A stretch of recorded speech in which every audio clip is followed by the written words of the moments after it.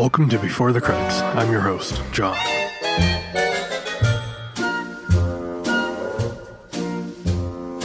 Love and marriage, In today's episode, we're picking up where we left off on the last episode, Seinfeld is Unfunny. If you haven't seen the first episode, be sure to check that out for more background on why I'm covering this show. Airing 2 seasons before Seinfeld, Married with Children is a show about a dysfunctional family that completely broke the mold from the typical moral family show. At the time of its debut and initial run, it was the first primetime show for an infant network that you may have heard of, called Fox, which didn't allow it to make nearly the same impact as Seinfeld had in the United States. Married with Children ended up going for 11 seasons from 87 to 97, totaling 262 episodes. The final episode premiered 6 years later on FX. This incredible delay was due to some crazy Michigan woman who started a letter writing campaign, which was apparently a thing back then, and got the episode I'll See You in Court banned for 13 years in the US.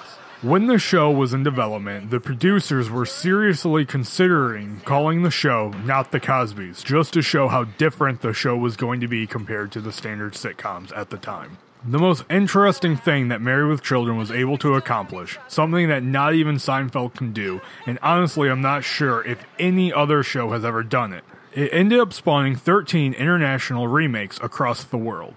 3 ended up getting over 200 episodes. The Russian version went on to be the most successful of all 13. It was called Happy Together. And in Russian, it was called whatever is on the screen right now.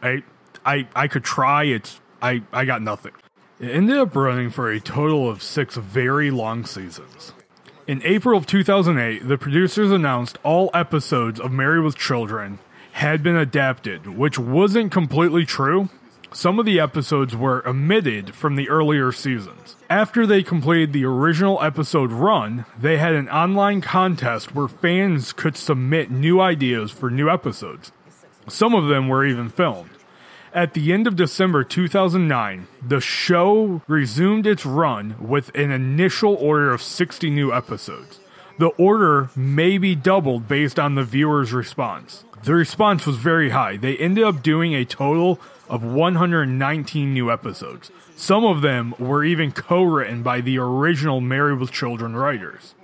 They kind of act as a semi-official continuity of the original show. By the end of the show's run, it had around 364 total episodes. So the show Married with Children was not able to compete with what Seinfeld did in the United States, but across the world, primarily in Russia, it was a huge success. There's a few other fun facts about Married with Children that I couldn't quite fit into the narrative of the script, so I'm just going to leave them here at the end. Ironically, Ed O'Neill received a star on the Hollywood Walk of Fame that is in front of a discount shoe warehouse store.